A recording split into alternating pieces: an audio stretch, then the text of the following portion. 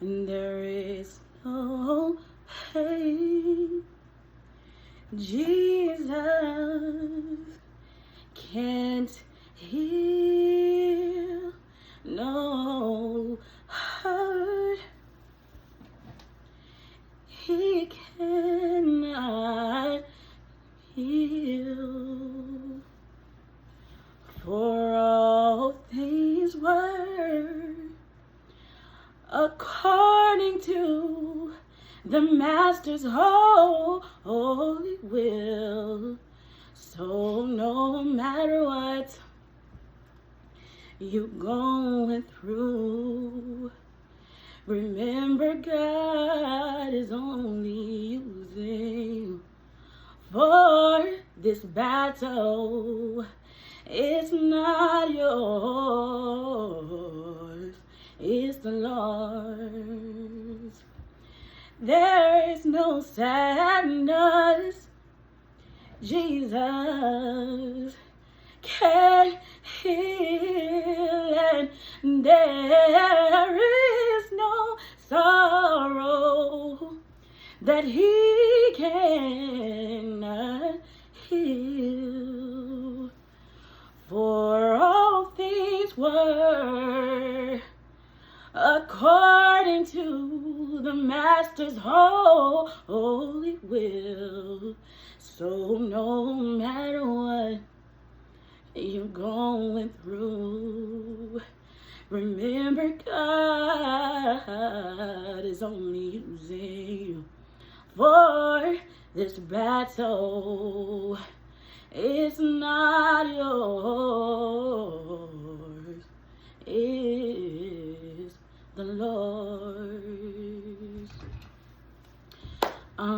So if you know, give me a second. So if you know,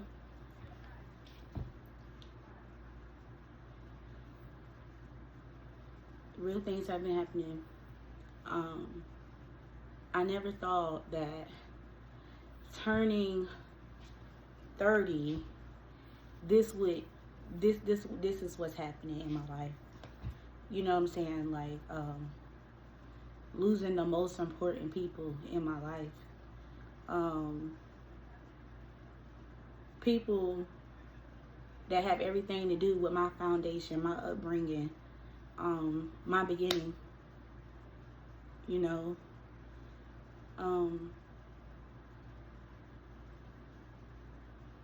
all I can say is losing someone the feeling is you can't really describe it. You can't really describe it. It feels like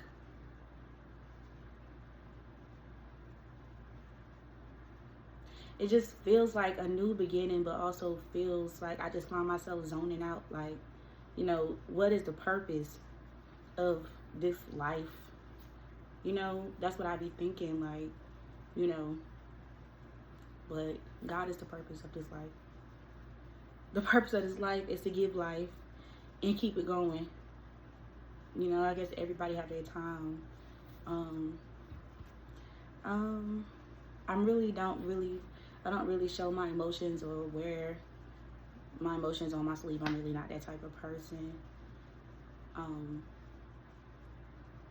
But losing my dad, and losing my grandmother,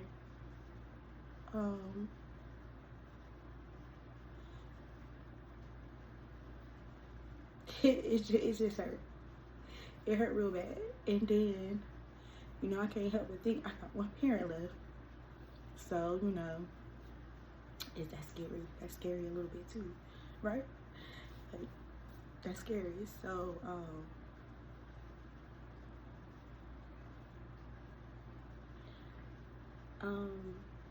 I don't, like I said, I don't really share my emotions like that, but I know, Daddy, I love you. I've always loved you. I've always been your little girl, you know. I just always wanted to be closer to you than what we ever was. And I've been saying, I keep saying, And I keep saying, we're gonna get it together, we're gonna get it right, we're gonna get it together, and we're gonna get it right. That's what I keep saying.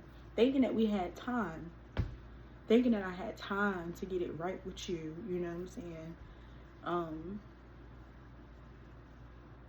Divorce is something that if you are someone who has experience, if you know what it feels like for your parents to divorce, I can take myself right back to the little girl me. I hated that feeling. I hated that feeling. You know what I'm saying? And then to try to mix families once your parents move on, to try to mix families, that's very hard. That's very hard. You have to make sure you marry people that understand your family unit already, dynamics already. And I felt like the person that came in to be with my father, they didn't like the dynamics that we had. I'm Moni. I always been Moni. And that is like the first girl, the only girl, the little girl of the family. That was me, you know what I'm saying? So I was a little spoiled, a little brattish, or whatever the case may be. But I was a good girl, you know what I'm saying? And I felt like I wasn't able to have my father the way I wanted to have my father, you know what I'm saying? And that's always been my problem. Moving forward, I wanted him to make a change and put me first. You know, like, just put me first. That's all I really wanted.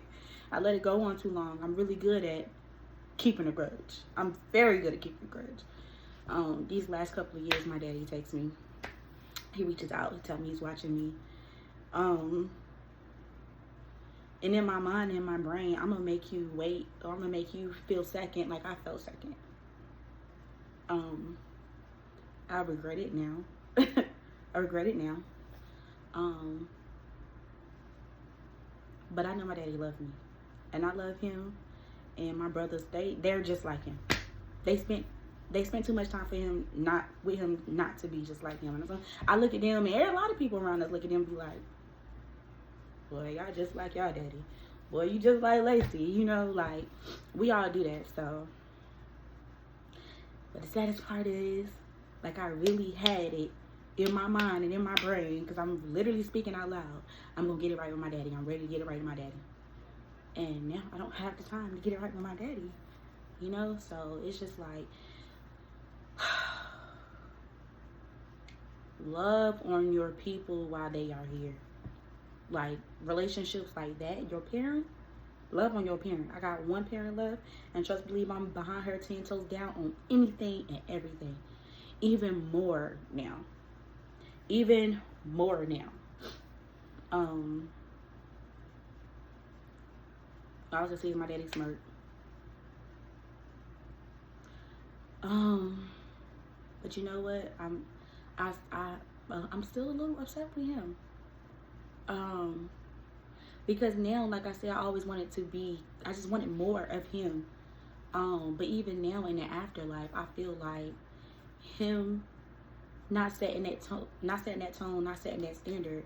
Right now, my daddy has been dead for 3 to 4 days.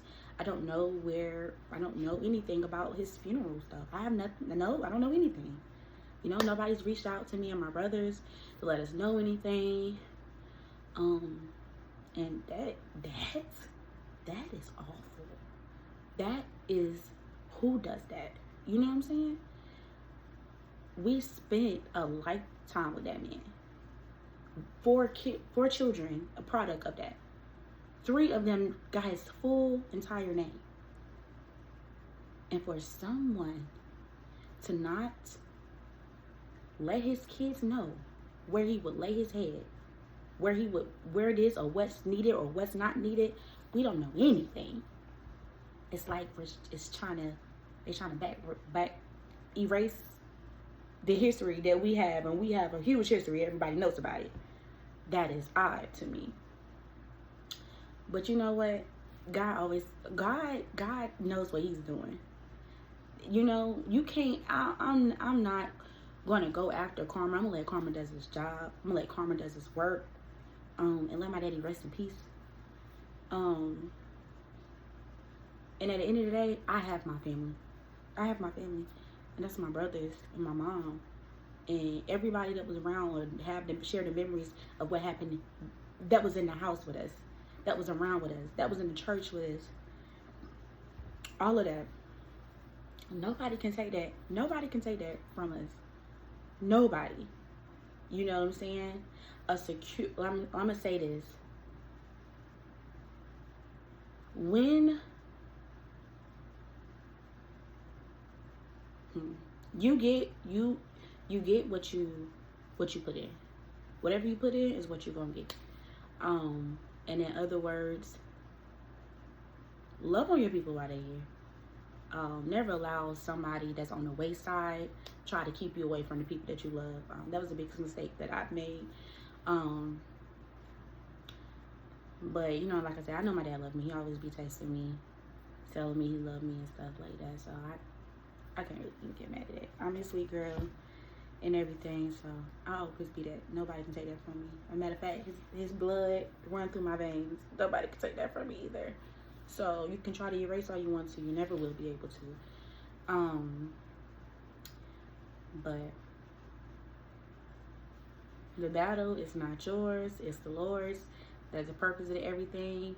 God heals all wounds. God heals all pain. And, you know,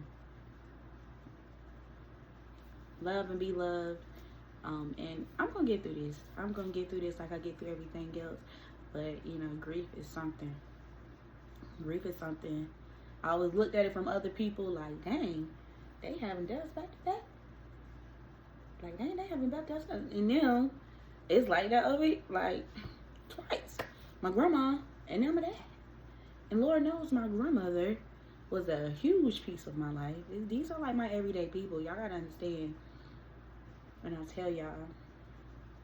So, pray for me. I'm gonna get through this though. I just want to make this video. I hope y'all enjoyed the song. That really came from my heart.